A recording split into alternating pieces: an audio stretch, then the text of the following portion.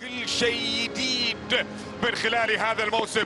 ملاعب مكيفة جاهزة تماما لاحتضان كل المباريات السبع جولات الأولى على مستوى دورينا. بسم الله، نعم، وبكل سهولة ويسر.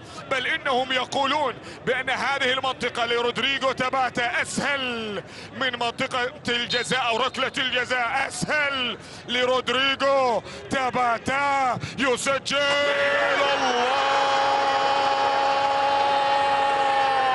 ألم أقل لكم بأنهم يقولون بأن رودريغو تاباتا يسجل من هذه المناطق أسهل من علامة الجزاء.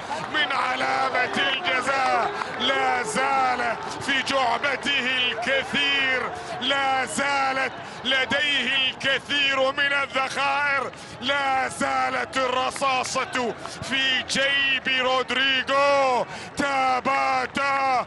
أول المسجلين في موسم 2022 2023. هذا الكبير، هذا الشيبة يسجل في مرمى المرخية ويبطل لنا الدوري، يبطل باب الدوري من الاهداف. يا دوب يا عبد الله درويش دوري ما بين مباريات ودية وما بعد ذلك كاس آسيا، ولذلك كان الله في عونهم. وهنا لدينا تسديدة حمرون يوغرطة الذي كاد أن يأتي بهدف التعادل. ياما حمرون ما كان يسجل لمصلحة الزعيم، وعلى هذا الملعب نعم سجل وأتى ببطولة أمام الريان في نهائي بطولة بأن الزعيم بملحظة. وهذا دستور موجود. روح انت، روح السودان، روح الوعب، راح نشوف ذلك. وهنا لدينا محاولة، الله على اندريايو. اذا اول اهداف في الموسم.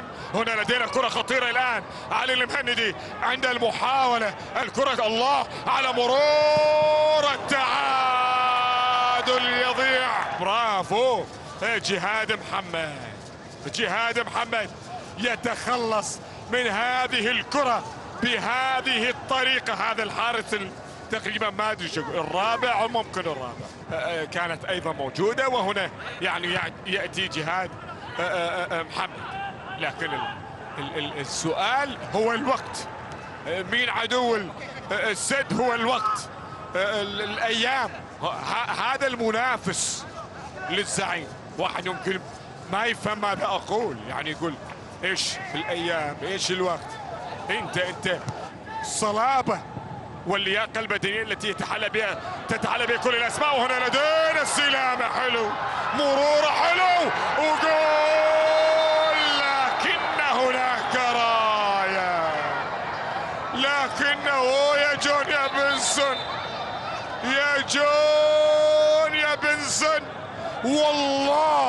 والله انقذك محمد عبد العزيز من ان تكون ترند على مستوى وسائل التواصل الاجتماعي يا جون يا بنسون. لكن الفار الان يا يخليك ترند يا يخليك طي النسيان. ان هذا هدف كان الله في عونه، ما راح يخليك احد. اولهم محمد. اي والله انشد وهو عاده يحب الشارع. اي والله انقذ الفار. سجله ليس بالكبير، ما في سجله، ما عنده، يعني ما عنده القاب دوري، لا ما عنده امور اخرى، ما عنده. لكن السد عنده.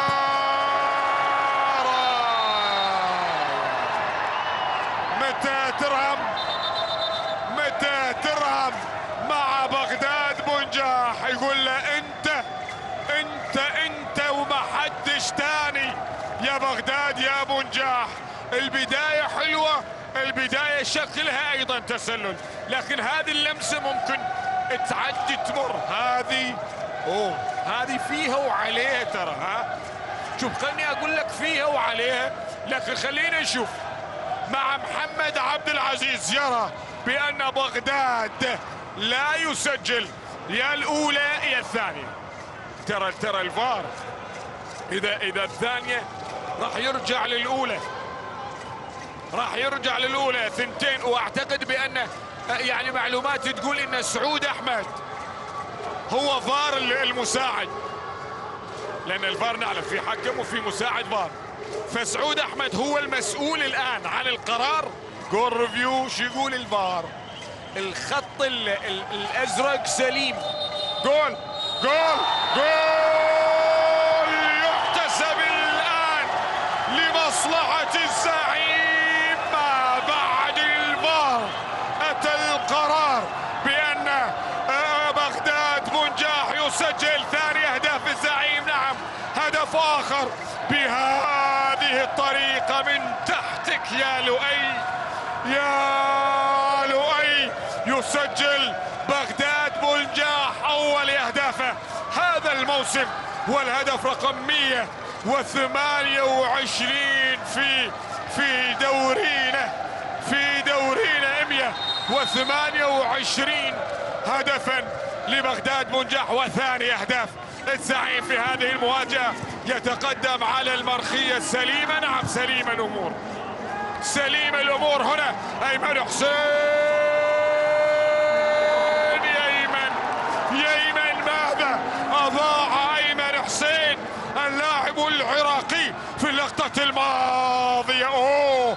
على هذه فرصة، على هذه كرة كان قريبا جدا. اعتقد عملية التعامل لم يكن متسللا على الاطلاق، لكن التعامل هذه هنا التسديد، لكنها طالت يا ايمن يا حسين. هنا ينتظر السعود، هل هناك ركلة؟ لا ما في شيء على الاطلاق. برافو، طولها وهي قصيرة، طولها وهي قصيرة. السالفة الموضوع عملية الانهاء لا يخرج فيها الزعيم فاقدا للنقاط الثلاث تعد ايجابية، وان حدث ذلك هذه تسديدة الى خارج ارضية الملعب. اعلم تماما، نعم اعلم انه حسن الهيدوس سيرفع درع الدوري بدري. انا اقول لك بدري ان حدث ذلك. الله، ياتي هدف التقليص وياتي اول اهداف المرخية هذا الموسم. الهدف الاول من لاعب قد سبق وان مثل الزعيم، بل ان الزعيم من اتى به الى دورينا. حمرون يوغرطا يسجل في الدقيقة الأخيرة بهذا الشكل من تحت أقدامي.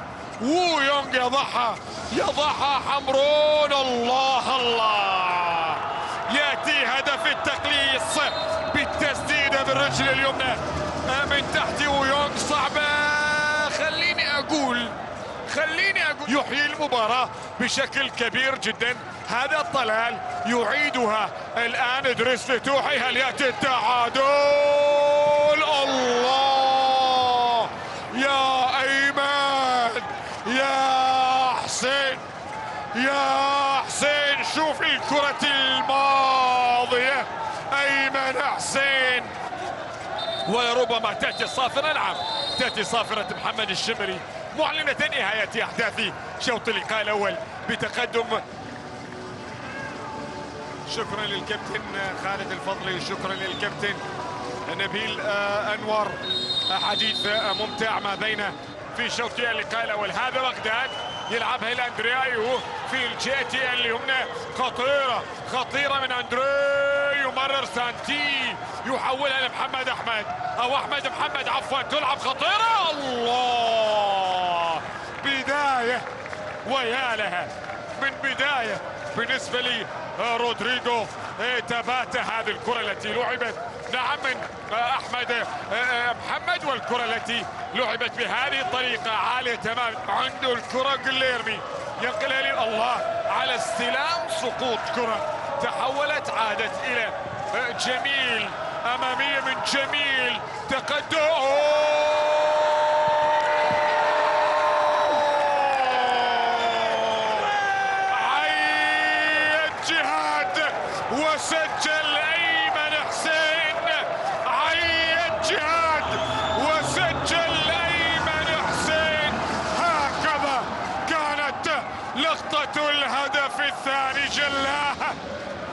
جلاها وعدت من جهاد اللي مدحناه في الشوط الاول بهذه الطريقه. أوه يا له من خطأ يا جهاد، يا له من خطأ.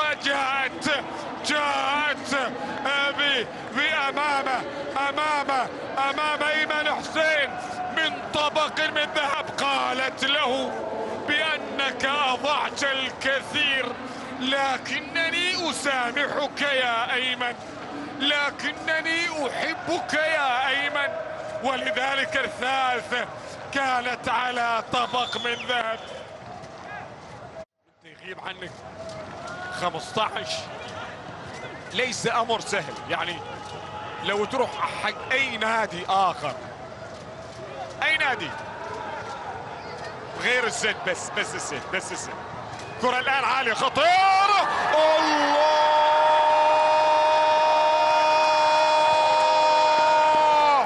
عملها العراقي، سواها العراقي. نعم ايمن حسين يسجل ثالث الاهداف لمصلحة المرخية، يقلب الطاولة براسه. شفت واحد يقلب طاولة براسه. نعم ايمن حسين يقلب الطاولة براسه بهذه الطريقة. كرة من جميل لعبت في الجهة اليمنى، حمرون عالية على راس ايمن حسين. ايمن الله الله الله، يا على هذه الراسية التي تجعل المرخية في المقدمة. انظر إلى هذه الكرة، إلى هذه الرأسية وبهذه الطريقة. لكن سليم يا عبد الله يا مبارك. 3-2 المرخية أمام خصوص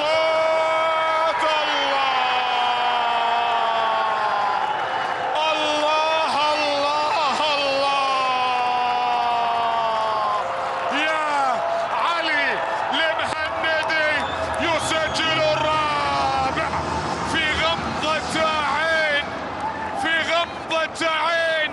المرخية يسجل 2 في غمضة عين، المرخية يسجل 2. انظر ماذا حدث. يا عيني على هذه التمريرة، ولدينا علي المهندي. يا عيني الله الله الله يخليك، الله الله الله يخليك يا علي المهندي. يضعها بطريقة الكبار. ما الذي حدث بالنسبة لهذه الفرق؟ هنا لدينا كرة أويون، كرة في الجهة اليمنى. أحمد محمد بغداد بنجاح تصطاد من نور رحمن، تعود خطيرة إلى سانتي كازورلا. يسجل سانتي كازورلا. 4-3 أصبحت النتيجة الآن. يا لها من بداية لدورينا، يا لها من مباراة. انظر إلى الكرة الآن والتسديدة التي صدت في عزي، تحولت في المرمى. 3 الساد، 4 المرخية. هل انتهت أم هناك أمر جلل؟ هل انتهت أم أن هناك